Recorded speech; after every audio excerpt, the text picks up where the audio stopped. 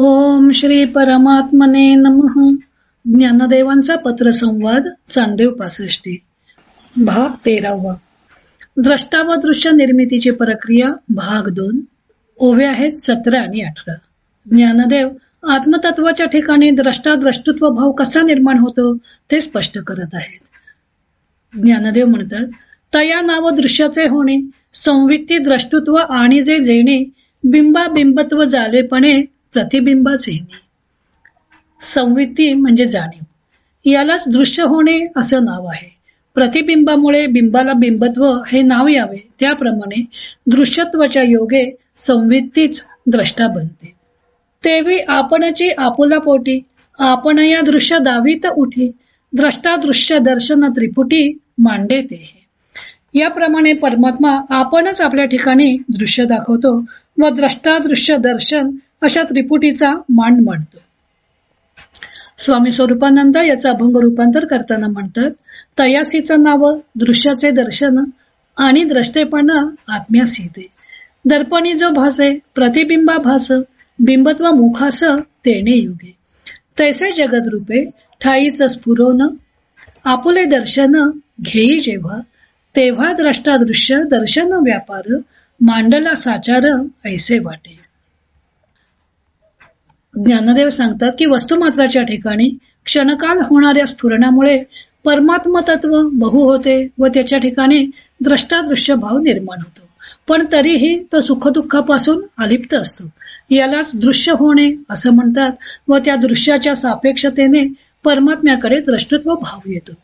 हे कसे होते ते स्पष्ट करण्यासाठी ज्ञानदेव प्रतिबिंबाचा दाखला देतात. आरशात मुख दिसते, त्याला प्रतिबिंब म्हणतात व ते आपण पाहतो, तेव्हा त्या प्रतिबिंबाच्या सापेक्षतेने मूळ मुखाला बिंब असं म्हटलं जातं. वास्तविक मुखाला बिंब हे नाव आधी नव्हतं. त्याचप्रमाणे परमात्मा जेव्हा स्वतःच्या सन्मुखच उभा टाकतो तेव्हा तोच दृश्य होतो व त्या दृश्याच्या सापेक्षतेने त्याच्याकडे द्रष्टृत्व भाव येतो. येथे पाहणाराही परमात्माच द्रष्टा बनतो व दिसणारे दृश्यही परमात्माच असते. बिंब असते म्हणून प्रतिबिंब दिसते, त्याच्या अस्तित्वाची जाणीव निर्माण होते, पण तरीही त्याचे अस्तित्व हे भ्रमात्मकच असतं. आरशापुढील मुख बाजूला केलं की प्रतिबिंब नाहीसे होते व एकले एक बिंबच उरते. द्रष्टा व दृश्य या दोन वेगळ्या वस्तू नसतात, तर त्या दोन अवस्था असतात. अर्थातच द्रष्टा व दृश्य हे अवस्था दर्शक आहेत. परमात्म्याच्या पाहण्याच्या अवस्थेला द्रष्टा म्हणावे व त्याच्या स्वतःपुढे उभे टाकण्याच्या अवस्थेला दृश्य म्हणावे. दृश्य पाहत असल्यामुळं दर्शन भाव निर्माण होतो व द्रष्टा दृश्य दर्शन अशी त्रिपुटी आकाराला येते. अशा प्रकारे किंचित काळ होणाऱ्या क्षोभामुळे द्वैताची व त्याच ओघात नामरूपांची मांडणी होते. तेव्हा हा किंचित काळ होणारा क्षोभ अथवा स्फूर्ती हेच जगदोत्पत्तीचे कारण आहे. एखाद्या बहुरूप्याने लंडनला जाणाऱ्या वऱ्हाडाचा खेळ करून दाखवावा, त्यात तो बहुरूपी स्वतःच वऱ्हाडातील सर्व पात्रे बनतो, पण त्या सर्व पात्रामध्ये एक बहुरूपीच खरं असतं. त्याप्रमाणे परमात्मा एकटाच सर्व काही होतो व त्या सर्वात एकटा परमात्माच सत्य असतो. एकटा असूनही द्वैत दाखवण्याचा त्याचा हा बहुरूप्याप्रमाणे खेळ असतो. देहामध्ये विविध अवयव असतात व प्रत्येक अवयवाची कामे सुद्धा वेगवेगळी असतात. चालणे पायानेच करावं व देणे घेणे हातानेच करावं, तरीही त्या सर्व अवयवांमध्ये मी पण सारखंच असतं. पायाने चालणाराही मीच असतो आणि हाताने देणारा घेणाराही मीच असतो. तसेच सृष्टीमध्ये दिसणाऱ्या द्वैताच्या व्यवहारात परमात्मरूप सारखंच नांदत असतं.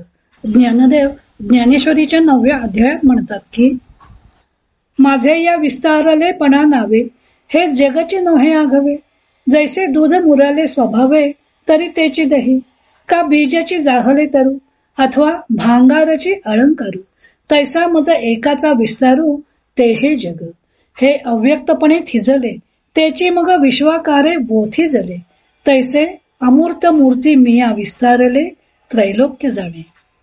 एकूण पाहणारा, पाहिले जाणारे व होणारे दर्शन या गोष्टी परस्पर सापेक्ष आहेत. द्रष्टादृश्य दर्शन ही त्रिपुटी हेच विश्व आहे. यापुढे ज्ञानदेव सुताच्या गुंड्याचे उदाहरण देतात. तो भाग आपण उद्या पाहू. इतर अनेक ग्रंथांचा आधार घेऊन ज्ञानदेवांच्या चांगदेव 65 या ग्रंथाचं लेखन व वाचन सौ मनीषा अभ्यंकर मिरज यांनी केलं आहे.